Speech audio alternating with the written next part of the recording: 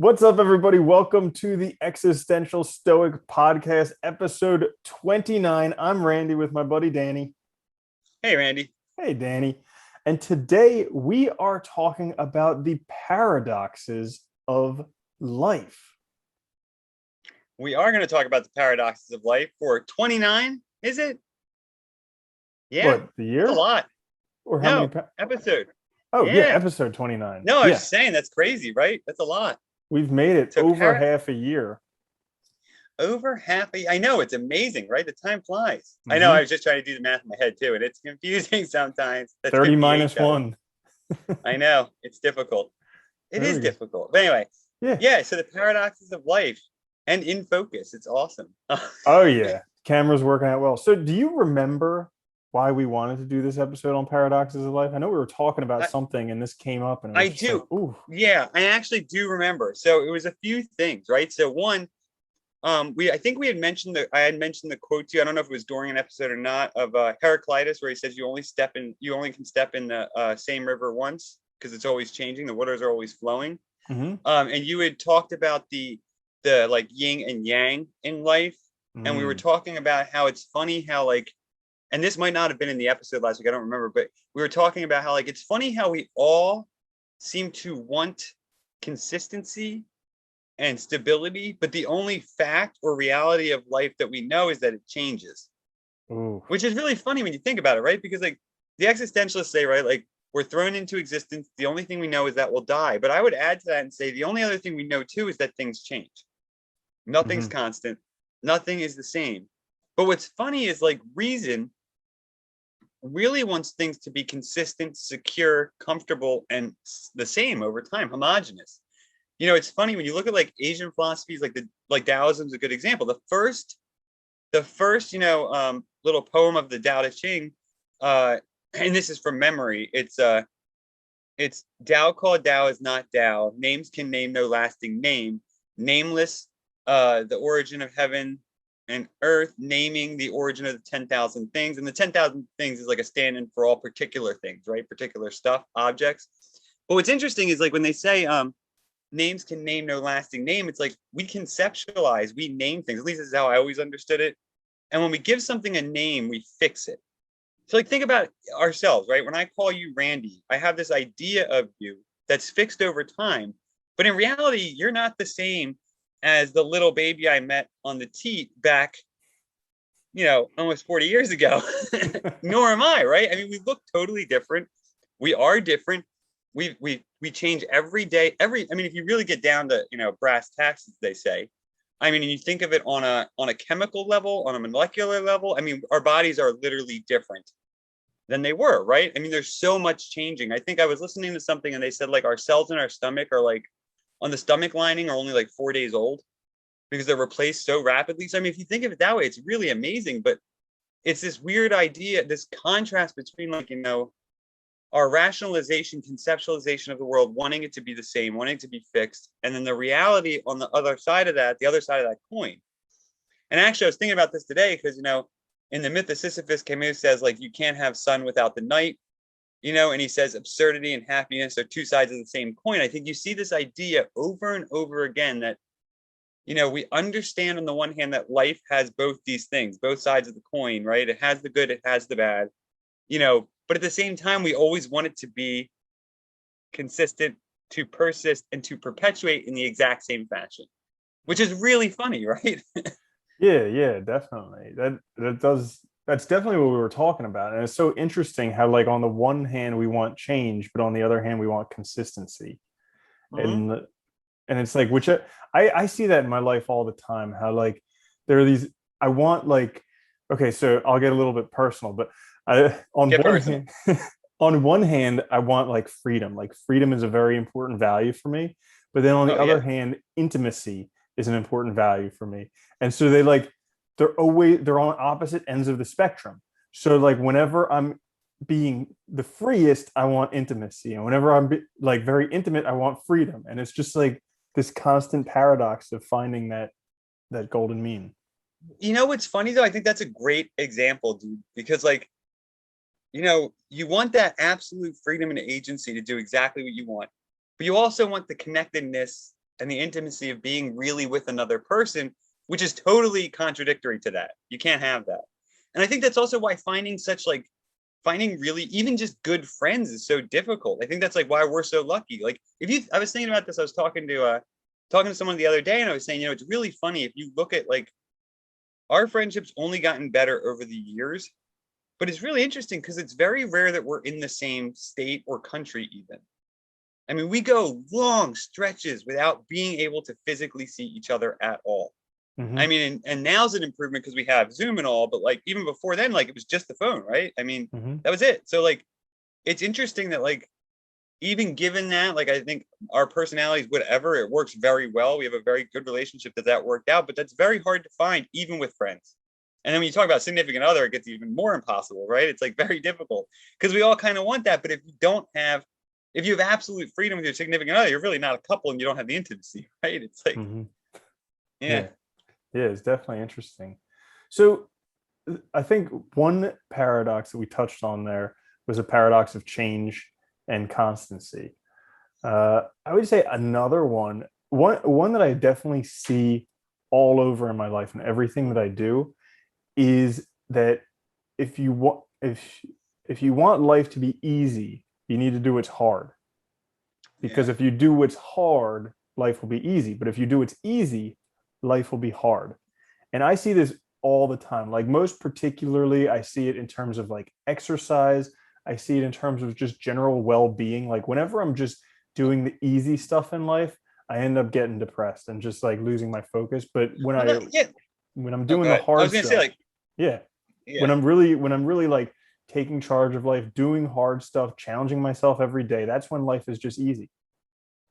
Well, it's no, I think that's another good example, right? We all want things to be easy, but there's no growth with easy. There's no like I remember in college, like, is an easy example where like the times I felt the best about my assignments, even if I didn't get like the highest grade, was when they were really hard and I was really proud of the work I did. And that was always when they were the most challenging assignments, right? It's never like if something's super easy and it takes you no time to do it or it takes no effort, it's like, all right, whatever, I did it. Who cares, right? But like when it's really challenging, when it really pushes us, that's where we see growth. That's where we see development. Just like you said, I mean, any personal growth, any, exercising, physical health, mental health, all takes this sort of work, but we want it to be simple and easy, right? We want it to be easy rather. And we always miss that idea. It's funny too, because like I remember being younger, hearing stuff like that and just thinking they were like, it's just like a proverb or something. Like, it's not true. That's not how life really is. Like it should be simple or something. But yeah. Yeah. And you know what's crazy is that like the difficulty never ends. Like with every blessing, there's a burden. And so the difficulty never ends. It just kind of like gets upgraded, you know? You get better Yeah, it's problems along the road of life. well, I don't know if it's just better problems too, or you find I think there is an important connection between meaning and purpose and overcoming those challenges, right? Because like Nietzsche says, like, like we would rather will nothing than not will at all. And I always love that idea. It's in Genealogy of Morality. It's the third essay. This idea that, like he talks about how the will needs a goal. It needs something to do, basically. And like willing is all about not only willing some end, but willing the power to overcome the resistances you meet. And I thought a lot about this recently because I was rereading that section. And like when we have a goal that we really are excited about, that we really want to achieve, it imbues all of our actions, all of the intermediary stuff with purpose. It becomes meaningful because it's something we really want. It's working towards something. It's not something somebody told us to do, right? We don't have to do it just because we have to do it. And like, I think in those cases, like even those difficult struggles, burdens, suffering, it's not interpreted that way because it's meaningful, it's purposeful. Like we reinterpret it as like fun, enjoyable, part of the process, part of, we see it differently. Yeah, it's such an And I think that's important. also part of the paradox, right? Which is we can flip this stuff just by interpreting it differently. And our awareness of the world makes it very interesting, right? That we can change these things just by our attitude or our mindset. Yeah. Yeah, it's definitely such an important point that like the meaning that we create in doing something is so important. Like I know looking from my life at some of the struggles that I've had and like the most difficult things to do to achieve, I value very highly. whereas some things were like very easy for me and I don't really value them. And then there was one time where I got like where I was rewarded very heavily for something that I didn't feel I did much of anything. And like I think I almost self-sabotaged myself in that one area because I'm like, I didn't deserve this. This is crazy. That's interesting too. The idea of what we deserve, right? Like what we what because we have this society is very heavily has that like illusion of meritocracy, right? And so that idea of merit and do I deserve it? And this notion of deserving anything is also kind of a paradox because this is life. That doesn't really apply in reality, right? That's all a human construct. But I was thinking about even this idea of paradoxes is funny, right? Because really the world is like a construct that we've created. So it's like the paradoxes are all things we're building into it. I don't know that they're necessarily there, right? It's a problem between our awareness of ourselves, of the world, and then I guess maybe our expectations, what we want, what we hope for, or it's really interesting. I don't know. I keep thinking of them now. I'm thinking of more and more, but like, Yeah. the Well, idea that like, oh, go ahead. Sorry. yeah, we'll go over them, but like the because we observe the world and we observe the world through our senses, but our senses are us. So the way that I observe the world and the way that you observe the world are completely different because our observation of the world depends upon the individual. So there's no like Yeah. objective reality. It's just completely subjective. And potentially because of that, the paradox exists. Well, then wait, you want to complicate it further. So it's completely subjective. Even if we assume the sensory data is relatively similar, the interpretation is different. So how you're processing the material that's being given to you or the data is going to be different. So that creates a different standpoint, different perspective. And then add to that the fact that we don't even know ourselves. We generally learn about ourselves through interactions with others. So it's actually through the other that we generally know ourselves. So that even complicates it further and I think that's one of the difficulties. It's like, because like, in Ortega, when he talks about man has no nature, he says, at one of the very first lines is like, a stone in the field is given its existence from the moment it is created, right? It's a stone in the field. But a person has to create themselves every moment because we're conscious entities, we're self-aware. And I think that idea that we don't have a nature, we don't have a defined essence, as Sartre would say, or a defined, anything out the gate, and we're always creating ourselves. We're also looking outside of ourselves to understand ourselves and to know ourselves. And that also is kind of a paradox. Like, we don't know who we are or what we are.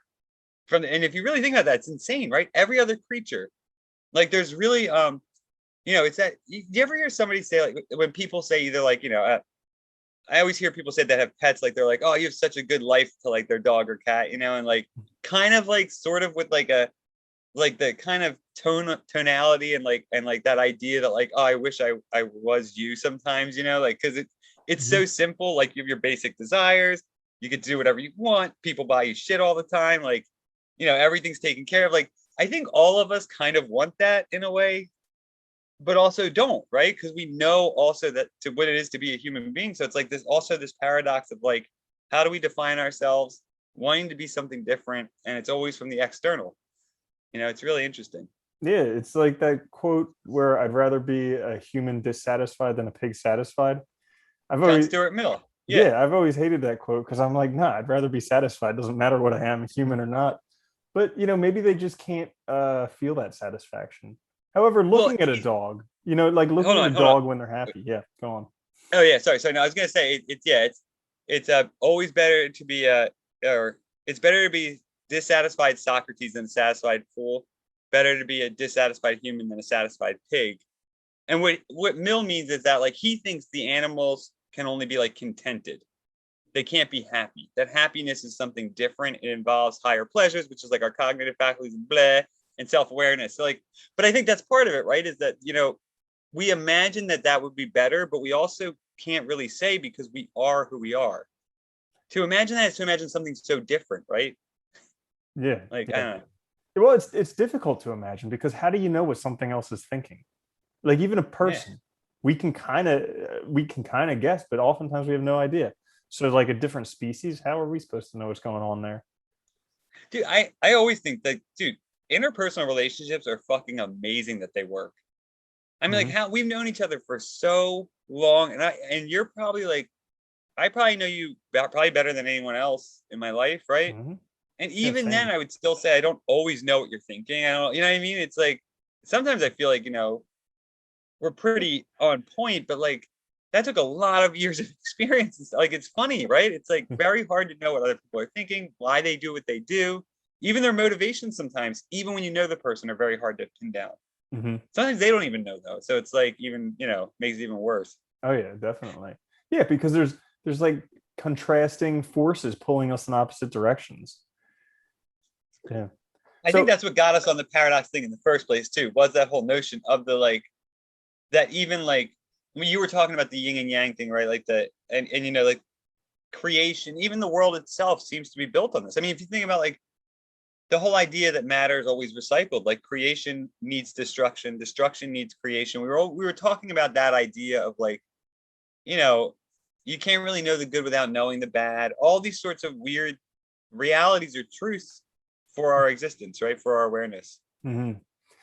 Yeah, definitely. So you touched when you were talking earlier, you touched on happiness. And here's another paradox, okay? Oh, And this is yeah. a popular one that I don't think many people know, or at least they don't recognize on a regular basis, and I'm guilty of this too, is that the more you seek happiness, the less happy you are. Yeah. Yeah, that is always, we talk about that a lot too. Like we're like, you're actually doing something, you're having a great time, you feel great, and then somebody's like, "Hey, are you happy?" And you're like, "Oh, what? I No, was now until you asked. yeah. Now I think I'm missing stuff, and there's things I'm angry about and dissatisfied with."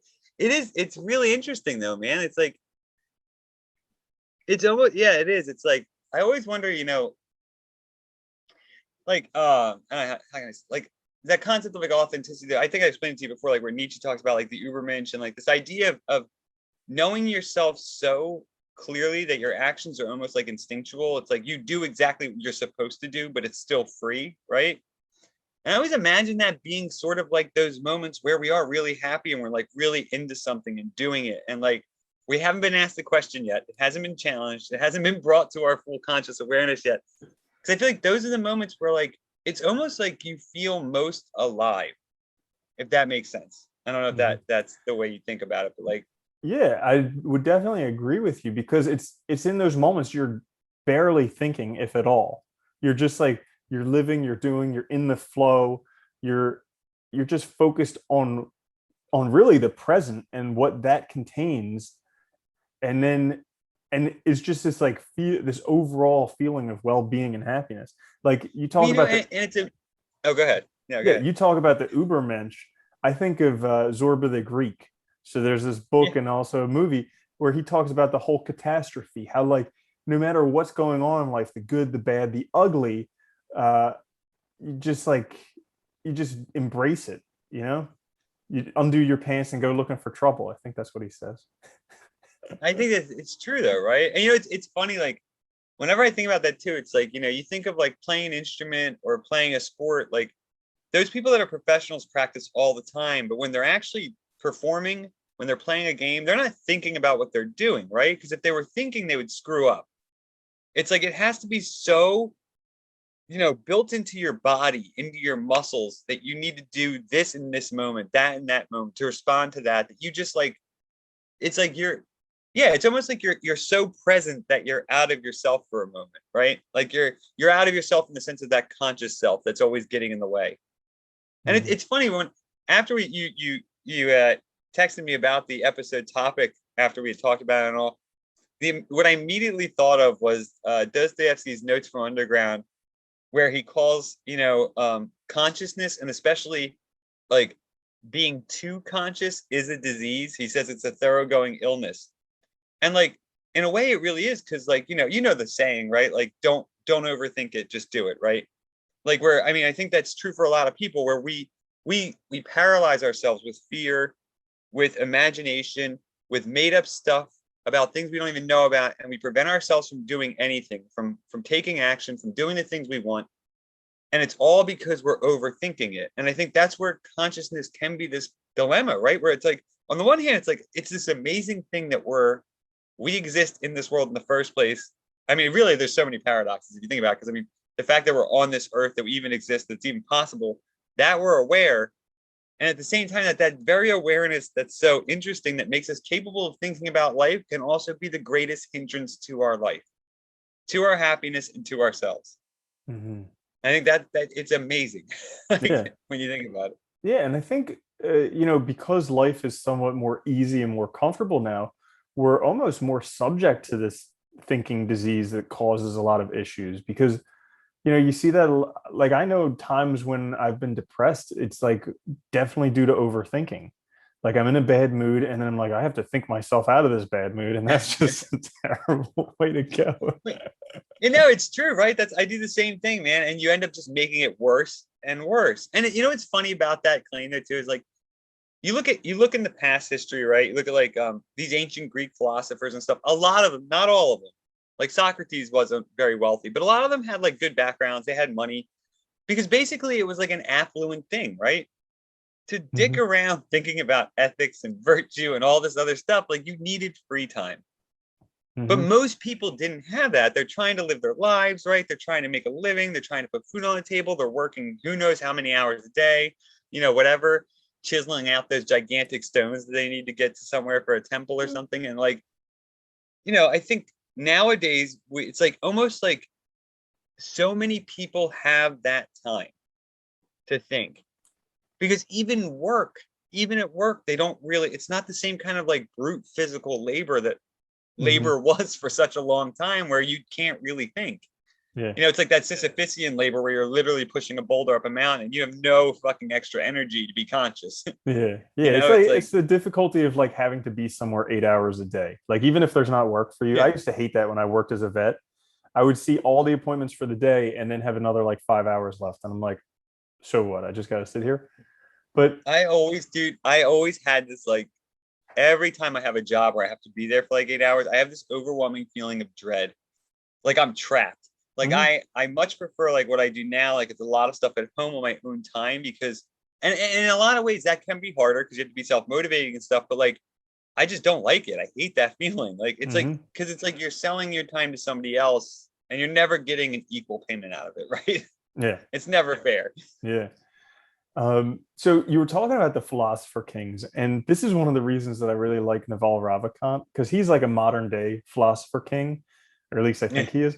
He talks about that all the time, how that's like the goal. We all want to be philosopher kings, but it's important first to focus on becoming a king and then a philosopher. So first make a lot of money and then start thinking about a lot of things. And yeah, I like that. I like that idea. I mean, I think there is truth to that, right? You need that the financial freedom gives you freedom, right? To Mhm, do what you want. I think there is a flip side to that though too, because I think you do need to like in essence start philosophizing a little, so that what you're doing is also putting you on the right path, and you're self-aware, and you have agency essentially, right? That you're doing what you want to do, and you're taking responsibility for yourself, working towards that, because I think otherwise you won't ever get there. mhm. I think that is crucial Or too. you might lose yourself in pursuit of money. Like, you hear all That's those the other stories about the danger. people Yeah, who get all the money and then they're miserable, they hate their life, they're in terrible health, all of that. you can win the whole world and lose yourself, right? I think that's in Hmm. the Bible and Kierkegaard, if I remember correctly. But who knows, right? Man, we're doing well today. Gee, look at all these fucking citations that I we know, won't right? cite. Yeah. All right, Man, so sounds smart. other Anyway, paradoxes, you got any other paradoxes off the top of your head? I mean, I think there's like, I think the fundamental thing we're hitting on here is that, like, I think just like the title, right? I mean, life is paradox. I think it is. I mean, I think that's the interesting question though, is like, if life is change and we want constancy, if we want freedom, but we also want intimacy, if we want to be ourselves, but we also want community, like all these things that make us human, all these contradictions, all these hypocrisies, I think that's what it means to be a human being, right? I mean, I think that's the funny part. It's like we all live in this world, and I think it's interesting. But I think if more of us, I don't know, I forget where I was going with that exactly. I was probably going on a different tangent, Well, but let just me go ahead. take that thought. So it reminds me, the first time I heard life is paradox was the movie The Way of the Peaceful Warrior, which is like the movie of that book. Um, but I think what you're talking about there, when you were just saying that, is like the paradox of life and death. So like all we know is life, or at least all we can remember is life. But like life only exists because death is impending. Like it's going to happen. It's coming, and that's like our number one fear is the absence of life. So like we are literally living from moment to moment in like in fear of this paradox. It's the only defining quality of our existence. Well, and it's funny too because the other paradox in that paradox is that if death weren't part of it, if we weren't mortal, life would have way less meaning. What we did would mean pretty much nothing, right? If we were alive forever, indefinitely, with if we were immortal, there'd be no purpose to really do anything because you could do everything, right? It's almost like I think that's part of the other challenge of life is like that's part of the difficulty of all these paradoxes is we have to choose what we want. It's like all these paradoxes are really possibility almost, right? It's like life is possibility and we have to choose a direction. We have to choose what we want and we have to decide that. And that's terrifying because we know we'll die. It's like, I think that existentialists like Kierkegaard stuff call it like the anxiety, right? That anxiety of knowing that every choice really matters and that there is always a choice and there's always a way for you to change things, make them different. And that anxiety of which do I actually choose and which is me, right? And which one represents who I really am and taking that full ownership of it. Mm-hmm. Yeah, because it's difficult to oftentimes know what the best choice is. Like I struggle with that on a regular basis. Like, what's the best possible choice? And even like, am I doing the best that I can do? Like that's something that I feel like there's literally no limit to what I can do. So like I always want to do my best, but then I'm like, am I really doing my best? Like, is there another level? It's funny. It's why I've always loved philosophy and studying religions too, is because it's like we've been wrestling with this question forever. Like, but it's true because like there is like I think most people don't give themselves enough credit in that they don't realize that there is no limit to what you can do. You can literally do anything you want. You just got to decide to do it. But then the other flip side of that is like you have to make a choice because the only way to do something to your best and to do it right is to choose and actually pursue it, right? Make it into something and realize it. And I think, yeah, it's really interesting. Like, I don't know. I think we're almost like nowadays too, I think with the amount of information, the amount of that we're aware of in the world, we're also like paralyzed in a way by the choices. Mm-hmm. Like if you think like back in the day, there would like we're aware of so much now and so many possibilities. You can fly to another country in less than a day. I mean, really, when back that could have taken, one, it would have taken like 6 months or a year to travel there, and your risk of dying was fairly high of horrible things. I Mm-hmm. mean, even like lack of vitamin C, like so Yeah. it wasn't like without its risk. So you definitely had to know what you were doing to do that. But like now I think it's like almost like we have so much opportunity in a way that it is very hard, but we're also aware of so much that needs to be fixed that it's very paralyzing, I think. It's like, yeah, it's interesting. Yeah, there was Very actually difficult. a book called The Paradox of Choice. I think it's by Barry Schwartz or something like that, where he talks about that, like up to three choices, we can actually make a good decision. But after that, no matter what decision we make, we just regret it. Yeah. Well, it's because like, it's the difficulty of the counterfactual, right? Like, what if I had done X? Mm-hmm. Like imagining another world where I did something different. It's like we're all guilty of this. And I mean, there's times that it's like, when you hear somebody who gets in a car accident or something, or like, if only I left 2 seconds earlier or later, and it's like, yeah, dude, you can do that to yourself all day. The fact is, it happened, Mm-hmm. and it's like, I mean, yeah, it sucks, but it happened. So now you need to move forward from there. And I think it's true, but that's the problem is that, and I think that fear of regret, that fear of regretting our decision, the fear that we made the wrong decision, that's also tied to our fear of death, right? It's tied to the recognition that this life, no matter how you look at it, it's that's the other paradox, right? Because we have a lot of time, but it's also short and it is finite. Mm-hmm. And I think Yeah. that's the other interesting thing. Yeah. Yeah. Like, okay. So here's another thing, just in terms of death, like that paradox itself. Because there Oh are all God. these all these like spiritual leaders who say like death is the ultimate release. Like imagine that like orgasmic moment, like the best moment of an orgasm, like that is death. So like this amazing moment, but then we're insanely fearful of that thing. Oh, there's the paradox itself. It is, well, and it's also, I think, what it is too, in that sense, it's the not knowing, right? It's that uncertainty. All these Wouldn't religious that would texts. be cool if you could know like definitively when and where. So then you could just go do whatever you want to do, not have to worry about it. It's funny? I think even if you just knew what happened, like that, is there a transition? Do you get another life? Is there some afterlife after this? Or is it just your body gets eaten by worms and that's it? Like, even just knowing that possibility would make things even easier. Mm-hmm. Because then it's like, then at least kind of, it gives you some more direction, right? Of what you need to do, maybe. Or Mm-hmm. what you should be worried about. Like, it's funny. I think that's, I think, but I think that's the other interesting thing about being aware, right? We've talked about this a little bit today already, but like, we're self-aware, but the fact is we don't know anything. We know so really I love the existentialists how they say that like the only thing we know is that we'll die, and it's like, yeah, that's pretty true. That's the only thing we know. I mean, Socrates said, right? I know that I know nothing. We don't Mm-hmm. know anything, and it's amazing that we can even navigate the world. But like, I think that's where all of our fear and stuff stems from with these possibilities, these paradoxes, is that like it's that uncertainty.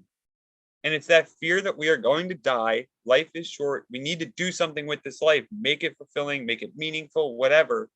And there's a lot of pressure there, right? Mm-hmm. Yeah, you mentioned another paradox right there, that the more you know, the less you know. Or the more you know you don't know. Like I remember when Yeah. I first started working as a vet, I I knew a good amount of stuff, but like I barely knew anything. And then Yeah. the longer I worked, the more I realized I really didn't know anything. Like I knew a whole bunch of stuff and I was very proficient, but I realized like I I know what the books say, but I literally don't understand why this works or anything like that. So the more you do, yeah, crazy.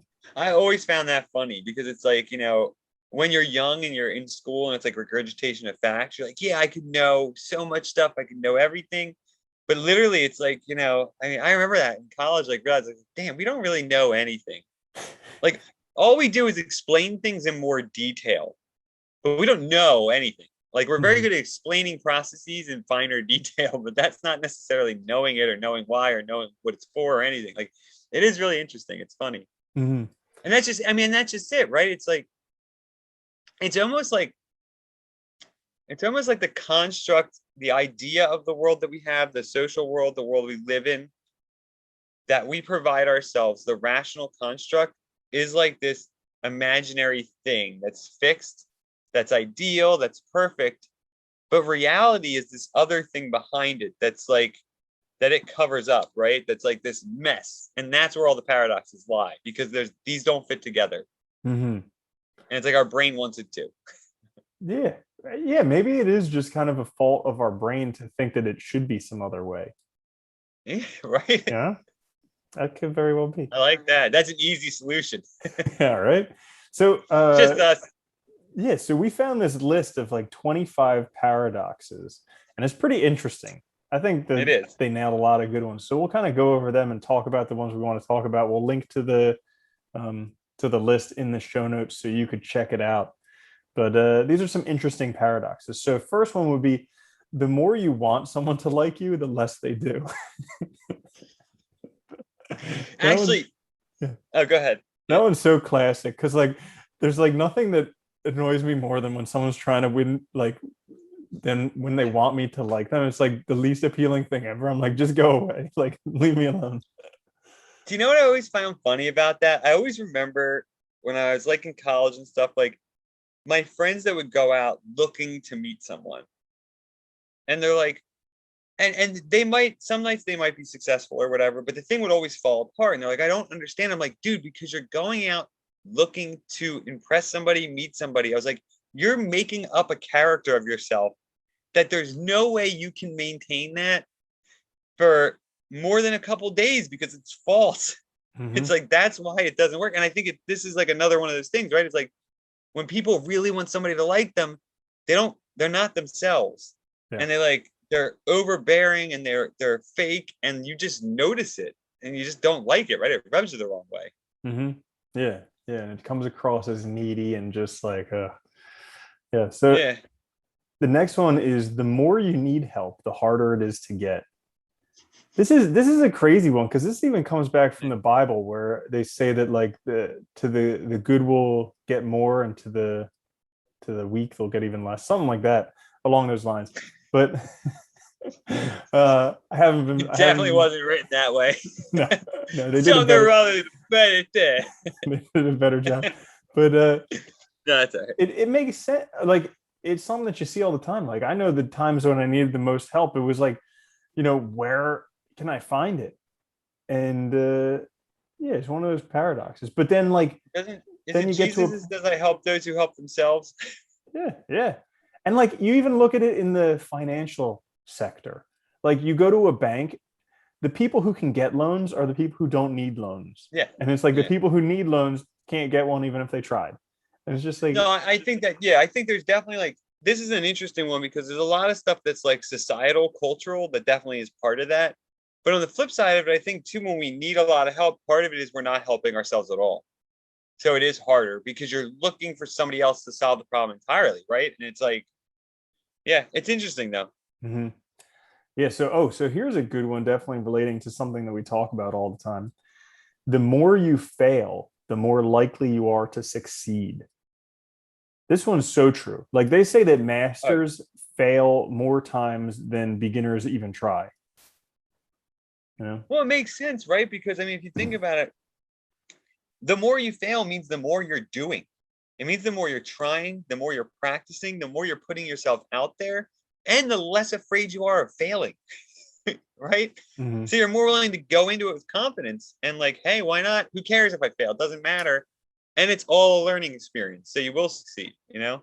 Mhm. I think people forget that it's like when it comes to like, especially like trying to make ourselves better or better ourselves in the world, it's just like the more we do, we're guaranteed success if we just keep trying, keep going out there. Yeah. I like that Yeah, one. yeah. There's this saying: if you want to succeed, fail faster. Yeah. Um, Next one, you touched on this earlier. The more the more you know you don't know.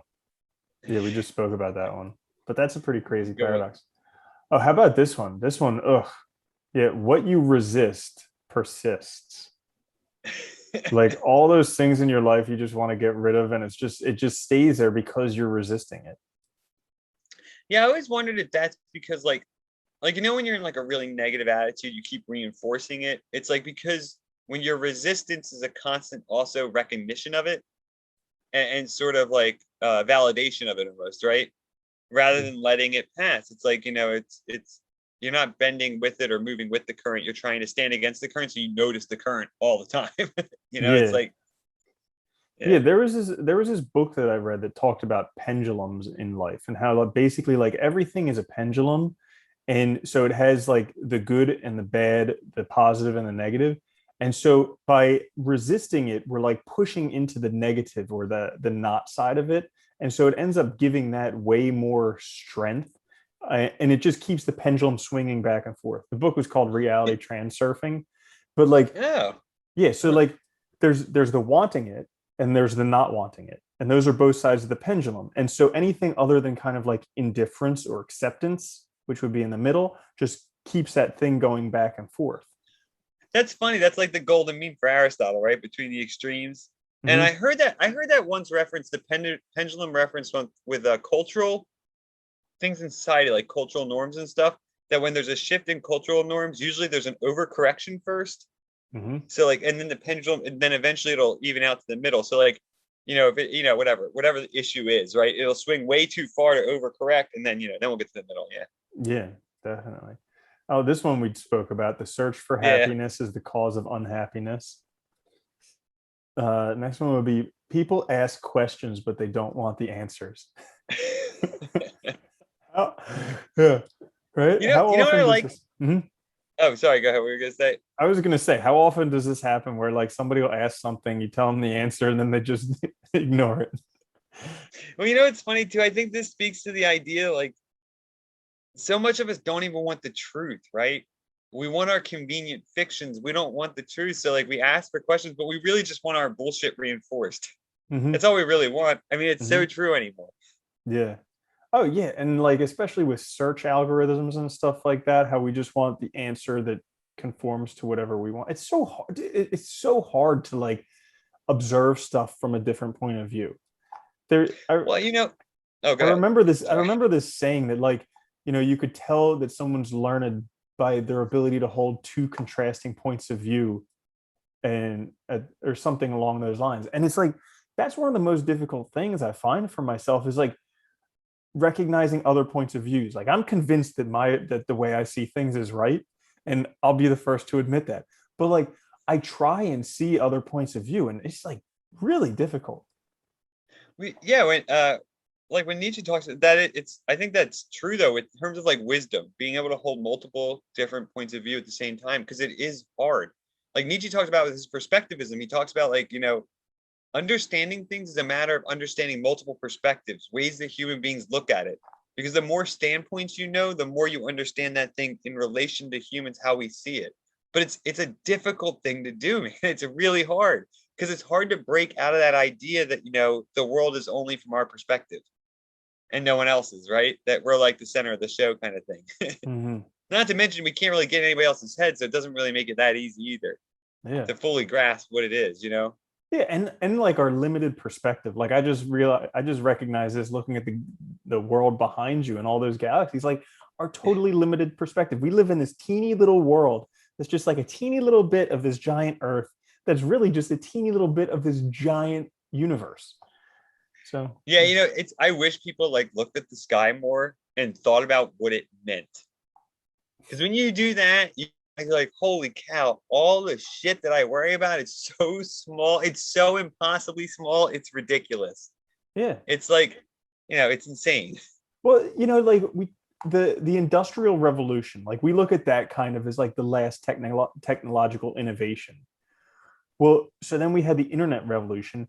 Right now, we have the time of the space barons. We have Yeah. Elon Musk with SpaceX and Jeff Yeah. Bezos with Blue Origin. And so, like, the same thing that happened then with the railroads is happening right now with space travel. And it's just like, yikes. Where's Yeah, that it's gonna be going? insane. Yeah, it's gonna be crazy. I always wish it would be like Futurama where like I jump in a spaceship and travel. And you know what I mean? I would love that. It'd be so amazing. Yeah. Absolutely amazing. Right. So the next one is everyone wants everyone else to change, but they don't want to change themselves.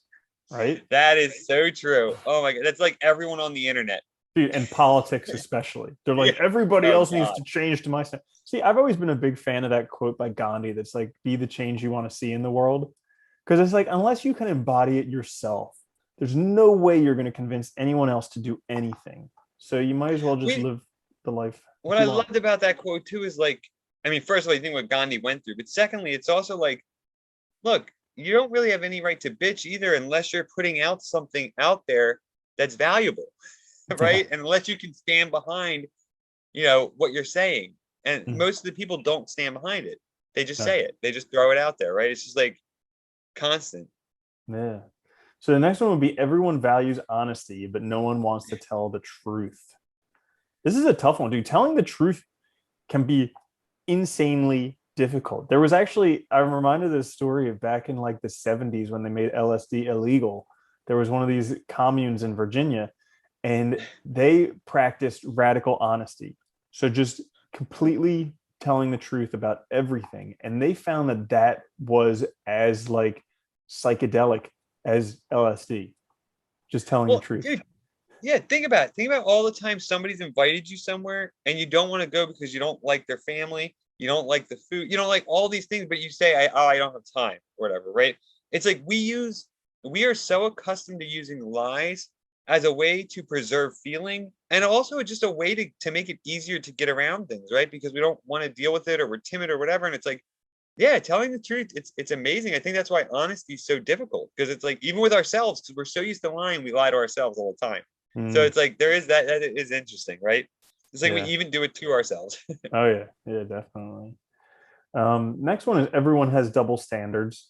I don't know if that's a paradox, but The one after Yeah, I don't know that, if it's a paradox. the one after that, the future keeps getting better, but we often fear it. I think this is like an important one. Like we literally live in the best world that's like pretty much the best the world has ever existed. Like I get it, there's a lot of issues right now, but this is, I mean, for the most part, most people can be pretty secure in living a nice, long, healthy, safe life. Uh, the world just, I mean, with the capacity for destruction that we have as human beings, the mere fact that we haven't torn each other apart or blown each other up, it's like a miracle. Like we literally are Yeah. the apex creature and we've won. We Simple as can that. change our environment so dramatically in such major, we can stop rivers and divert them, dude. It's insane. And you know what's funny about this? I think if more people kept this in mind, that the future keeps getting better, but we often fear it, we would solve a lot of the social problems too. I think we don't, because we have this idea, we have these like contradictory ideas about now, and like that we got to fix now. We never are forward looking long term. Mhm. And if we thought that way, I think we would get around a lot. We'd solve these problems because we realize like a lot of stuff we're worried about doesn't matter right now. Yeah. Yeah. Yeah. Like there's a saying, it doesn't matter where you are or where you were as much as where you're going. And like Yeah. just being able to see that literally anywhere we want, we can get there. Here's Good one. one. Vulnerability is attractive. Everybody thinks that it's not, but like I've done all these new age workshops and they always focus on vulnerability and how that's such like a strong quality, but it's kind of true. Well, you know, I think for the longest time, right, it was associated with weakness because, like, you know, especially I imagine, right, if you're, you know, hunter gatherers and stuff, and you're dealing with that kind of environment, you don't want to be too vulnerable. You want to be strong. You Mm-hmm. want to hide stuff. But yeah, it's interesting, isn't it? It's like, I think because vulnerability though is also truth. It's also honesty in a certain Mm, sense. So it's like, yeah, yeah, that's a good one though. It's interesting. definitely. So this one we touched on. The only constant is change. Uh, It's so true. I mean, I think that's just a basic truth. mhm. The next one is you cannot not communicate. And this, I like, yeah. yeah, because like they say the communication is mostly nonverbal, anyways. And Oh, dude, it's everything we do says something. And I think people don't really realize this. Literally, like, it's not the words that we say, but everything we do tells the world something about us, and also tells something. It really can, we can learn something about ourselves, even like our, you know, we talked about this before, our physiology, our feelings, our responses to things. It's amazing. Like, yeah. you might even say actions speak louder than words. Oh, nice. This next Which is the one. next one on the list. Okay, here's a great one, and this is shared by a lot of inventors. Is our best ideas come when we're doing something else? Like they say that the best ideas come in the shower, and it's not because there's something magical about the shower. It's just because it gives us time to think. Well, yeah, you know what? I always thought like whenever I was struggling with a difficult idea, like writing and stuff, I always go away from the project, shower, take a walk, or just like sleep, and your brain like still works on it. I know it has to, right? Because like then you always get these breakthroughs, and that's it. Yeah, it's kind of cool though how that Mhm. works. Like you think you would need to focus more, but actually you need to distract yourself and let yourself process. Next one is we don't learn from history, and and Yeah, we here's don't. We definitely don't. and it comes with a great quote by George Wilhelm Frederick Hegel. The quote is, "The only thing we learn from history is that we learn nothing from history." That's awesome. That is a good quote, but it's so true. We never learn. It's like we've been on repeat since the dawn of, since like the first family formed a community. Hmm. We've been Over and repeating the over same and bullshit. over again. Yeah. Yeah. Yeah. And I mean, I guess that kind of reiterates the idea that life is kind of a spiral. It's not like a circle or anything like that, or it's not a straight line. It just kind of spirals the same problems over and over, just kind of on a higher plane. But even Yeah. like, you know, yeah, we really don't learn from history. This one goes along with the communication thing. Not making a decision is a decision in itself. What? Yeah, also it is, right? Because not choosing A is still choosing. You're still doing something. I wish more people thought about this because when it comes to responsibility and agency, you're still responsible for what you don't do too. It's like we always forget this, that's also a choice. Yeah. We always think the positive actions, not the negative ones, so to say. Yeah. Yeah. It's like decision comes from the same Latin root as incision, which is to cut off.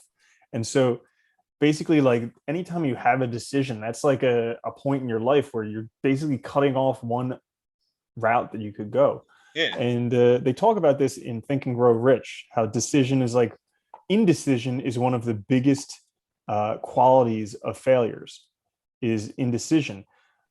And the really big successes make decisions quickly and then change them very slowly. So they talk about Henry Ford in this, where he, was able to come to decisions quickly, and he would change very, very slowly. Like his Model T, he was like, people can have it in any color they want as long as that color is black. And they like kept the model the same for so long because he would not change his decision. Some people said he was obstinate, but he was just like so slow to change his decision. And I think that was kind of beneficial because it gives it time to develop and to really come to fruition. What also makes sense too, because you're not rushing through things. So you get time to work on it. But that also goes hand in hand with that idea that a lot of failures equal success too, right? That the greatest successes have failed a bunch because you keep trying things too. You're taking action, you're doing things, and you're getting behind it basically, right? I think that's so important. Mm-hmm. Yeah. So the next one is there is no there. This is like, I mean, another way of saying this is like wherever you go, there you are. Yeah. Yeah. It's like, and also the whole idea of like, when I get this new house, I'll be happy. When I get that car, I'll be happy. When I get that job or that partner, then I'll be happy. That whole We've idea of talked about there. that so much, yeah. And I think that's a great point because like that idea of like we're thinking in the future as if it's something, but it's not there. Like, because you'll be the same person when you get there if you don't do anything else. Mm-hmm. Yeah. You're going to carry you with you. Oh, here's a good one. You don't know what you got till it's gone. Ooh, that is a Uh-huh. good one. Yep. We recognize that. It's funny. I say this because we had lost a pet. You were there, right? Not that long. But it's funny. I Mm. always notice that, like with pets, for instance, like you lose a pet, and then like all the things you thought annoyed them about you, like you find out like you got fond memories of and stuff, and you reflect on like happily because like you didn't know what you had until it's gone, right? You miss it now that it's no longer part of your life. Mm-hmm. I always like that because it's so true. I think it's about being really more present, right? Yeah. Yeah. It's like those annoyances, they you were very present while they were there, and then when they're not there, you notice that they're not there anymore, and it's kind of like feels lacking. Yeah, It does. definitely. That's a good list, though. I like it. Yeah. And then wait, is that, oh, that's all of them. Oh, okay, cool. Yeah, And yeah. then there's, if oh well, but wait, there's 5 philosophical paradoxes to think about. We have to go through this because this is like a philosophy type All right, let's do podcast. it. Okay. If everything is possible, then it must be possible for something to be impossible. That is a good one, isn't it? Oh, that's a conundrum. If It everything is. is possible. Oh my goodness. Then These have been yeah, thought about a lot. A lot of these, if these are, I mean, if these are what I'm thinking of, all of them, I will say they've probably been thought about a lot, and they're difficult to get to as a resolution. yeah, You know what I mean? But it's true, yeah, right? If everything's possible, then impossibility has to be a possibility yeah, because it's just another possibility. yeah. So if you remember a long time ago, like probably like 10, 15 years ago, there was a Nike commercial that's like nothing is impossible.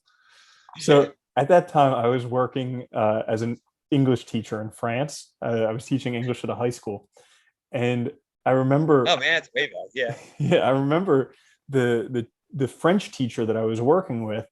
I was asking for some time off to go visit some friends or something, and she was like, "Impossible," and and I was like thinking of that commercial. I was like, "Rien, rien est impossible." Like nothing is impossible, and she got so pissed, like absolutely pissed at that.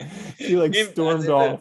Yeah, she stormed Nothing's off. impossible. Give me the time off. You can Yeah, figure it out. Hey, it's true though. Nothing is. yeah. So okay, the next one is if there's an exception to every rule, then even that rule must have an exception. Hmm. That is true. You know what's funny? Okay, I will say this. A lot of these philosophical ones I've always found funny because I find a lot of them are also very like semantical. You know what I Mhm. mean? Yeah. In a way, but like, wait, yeah. Sorry, Yeah. go ahead. Uh, it's like this statement is false. Yeah, yeah, Like that type of thing. Okay, the next one yeah. is Right. break all the rules.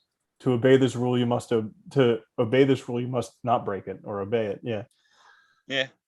There are no Well, it's like rules. Is that a rule? Yeah.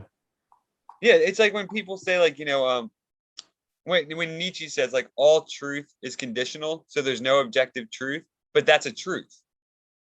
So that's a true claim, right? But it's like, okay, well, what are we talking about? I think that sometimes it's like a matter of like how you're talking about our perspective, whatever. But yeah, it's interesting Mhm. though. And then we said there are no rules. Is that a rule? And then the sentence Oh yeah, after this is true. The sentence before this is false. The sentence before this is true. Yeah, it's like that. This statement is false. Yeah. yeah, yeah.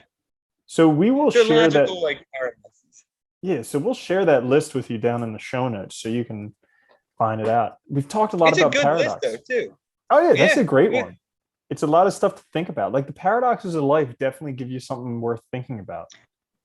Well, and I think with all the paradoxes we mentioned to this, especially when we were talking about them, I think the important thing to keep in mind too is like when you think about these paradoxes, you also start to learn more about yourself and the importance of just acting and taking control of your life because it is all possibility and we need to do something with it, right? We need to be agents. I think that's important. So yeah, it was a good Mhm. episode, man.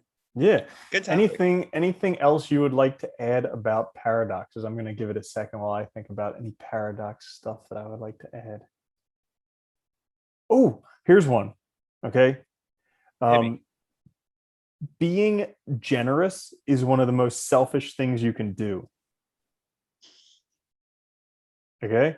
I So, because like okay. being generous is good for yourself, like you feel good after being generous. It's like probably this evolutionarily beneficial thing where being generous became beneficial, so it would be reinforced and rewarded. But like, I mean, I know I think that. it goes back to they did studies about Neanderthals. I remember that the ones that were in communities, they lived to be like 50 or something because they had others to help them. And effectively that's like generosity, right? Is when you can help others, you can better the community, better those around you through your efforts or whatever. It's like we all benefit in a way, but you benefit a lot too because you feel better, you gain prestige, power, whatever, recognition. I mean, so it is, yeah, it's interesting. It's Yeah, very selfish in a way too. Yeah, yeah, it's like it's a good super one. selfish, but is also not at all. Yeah, nice. Okay, that's mine. Anything else from you? No, I think I'm good. Okay, There's a lot of well, paradoxes, a yeah, lot of definitely. contradictions. Definitely. Well, thank you guys for joining us for episode 29, the last one Woo! before 30 of the Yeah, Existential Stoic podcast. two If before you 6 did on enjoy that mark. this content, make sure to share it with your friends. Also, like, subscribe. If you're listening on a podcast, come join us over on YouTube. If you're watching on YouTube, come download us on a podcast. We're on Apple and Spotify and all this fun stuff. We're on Uh, like all of them. Yeah. all of them. We will catch you next week for another full length episode. But in the middle of the week, make sure to come join us for a quick fix, a quick little 10-minute topic. This week, communicating more clearly, methinks. Yeah, I think so. Yeah, I think it's what was it? Was it? So, Hold on. yeah, It's yeah, communicating more clearly. Dead on. perfect. Nice. Perfect. Well, thanks again. We will see you next week. Have a good one. All right. Later, Danny. Later, Andy. Peace.